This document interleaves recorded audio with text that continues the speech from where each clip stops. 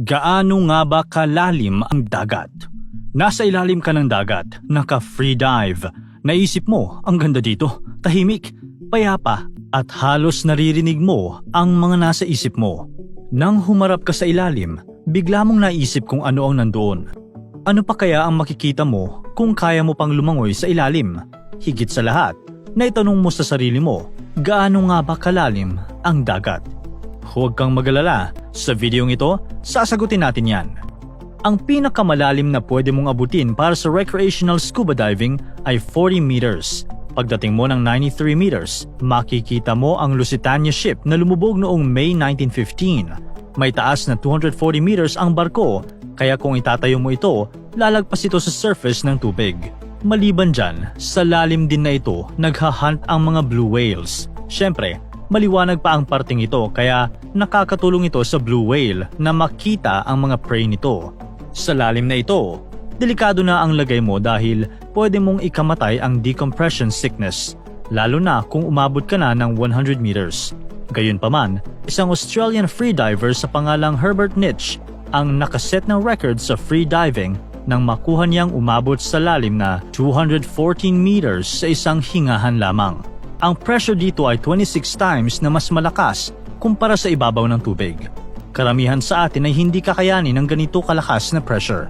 Sa lalim ding ito, nag-submerge ang USS Triton nang ma-circumnavigate nito ang buong mundo noong 1960. Kung dadagdagan pa ito ng mahigit sa 100 meters, posible pang abutan ng freediver at ng USS Triton ang scuba diving record na naset ng Egyptian ex-army na si Ahmed Gabor. Umabot siya sa lalim na 332 meters. Alam mo yung sikat na Empire State Building sa New York?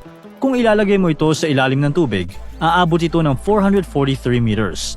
Malalim pero hindi kasing lalim ng kayang languyin ng blue whale. Bilang pinakamalaking hayop sa planeta, kaya mag-dive ng blue whale ng hanggang 500 meters. Habang lumalangoy sila sa ganyang lalim, lalagpasan pa sila ng mga emperor penguins na kaya mag-dive hanggang 535 meters na lalim. Ang Burj Khalifa ang pinakamataas na building sa buong mundo at kung ilulubog mo ito sa ilalim ng dagat, aabot ang tip nito sa lalim na 830 meters. Nakakatakot na ang lalim na ganyan, pero mas matatakot ka pagdating mo ng 1,000 meters dahil hindi na aabot ang liwanag mula sa ibabaw at wala ka nang makikita sa lalim na ito. Tinatawag ito na the Midnight Zone. Ayon sa mga datos, karamihan sa mga sea creatures na makikita dito ay bulag, tulad ng eyeless shrimp. Malamig rin sa zone na ito, maliban na lang kung may malapit na hydrothermal vents na pwede magpainit ng tubig sa paligid hanggang sa 800 degrees Fahrenheit. Sa lalim na 1,280 meters, maaabutan mo na ang pinakamalalim na kayang languyin ng leatherback turtle. Pagdating mo ng 2,000 meters, makakatagpo ka naman ng nakakatakot na sea creature, ang black dragonfish. Hindi mo ito makikita kung hindi mo itatapat ang flashlight mo dito. Sa 2,240 meters, mararating mo ang pinakamalalim na pwedeng languyin ng sperm whale at mas malaki pang squids. Kung makakakita ka ng picture ng sperm whales, kadalasan ay may scratches ang kanilang katawan. At ito ay dahil sa madalas silang maglaban ng mga higanteng squids. Subalit, ang pinakamalalim na pwedeng abutin ng isang QVA beaked whale ay aabot sa 2,992 meters. Sa 3,800 meters, makikita mo ang wreck ng Titanic. Noong June 22, 2023, isang Titan submarine papunta sa wreck ng Titanic ang nag-implode dahil sa tindi ng pressure sa ilalim na tinatayang nasa 378 times pa ang lakas nito kumpara sa ibabaw ng tubig. Wala kahit isa sa 5 taong sakay nito ang nakasurvive sa implosion.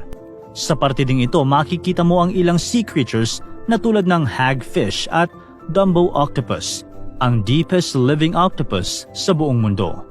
Ayon sa mga datos, ang average depth ng floor ng mga karagatan ay nasa 3,688 meters. Siyempre, marami pang dagat ang may mas malalim pa na floor.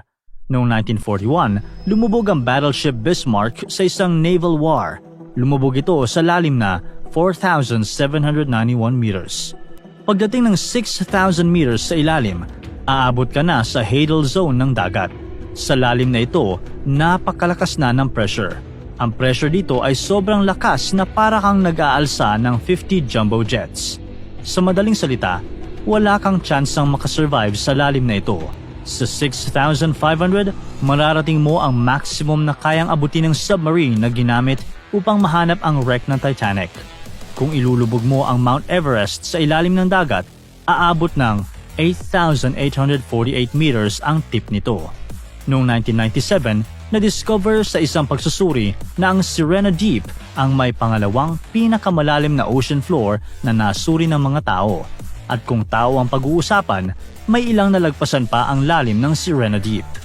Noong 2012, sakay sa isang submarine na tinawag na Deep Sea Challenger, nakarating ang sikat na director na si James Cameron sa lalim na 10,898 meters. Gayunpaman, hindi pa rin nalagpasan ni James Cameron ang record na naset ng oceanographer na si Jacques Piccard at ni Lieutenant Don Walsh. Sumakay sila sa isang submarine at inabot ng 5 oras upang marating ang lalim na 10,916 meters. Sa mga sumunod na taon, may ilang unmanned submarines na rin ang sumabak sa malalalim na tubig upang suriin kung ano nga ba ang nasa ilalim ng karagatan. Isa sa mga ito ay ang Kaiko, isang remotely operated submarine na nakakolekta ng mahigit sa 350 species sa seafloor mula noong 1995 hanggang 2003. Gayunpaman, maraming eksperto ang nagsasabi na kulang pa ito at may mahigit sa 1,000 species pa na nakatira sa ilalim ng dagat ang hindi pa natin nadidiscover. Ang pinakamalalim na nasuri ng mga tao ay ang floor ng Challenger Deep na makikita sa 300 kilometers southwest ng Guam Island. May lalim ito na 10,994 meters.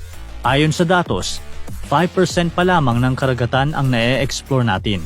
Hindi natin alam kung gaano pa kalalim mga abutin ng 95% na hindi pa natin nasusuri. Hindi rin natin alam kung anong klase mga creatures ang makikita doon o gaano kalakas ang pressure sa ilalim. Isang bagay lang ang sigurado. Sa mga susunod na taon, dekada at siglo, mas maiintindihan pa natin kung gaano nga ba kalalim ang karagatan.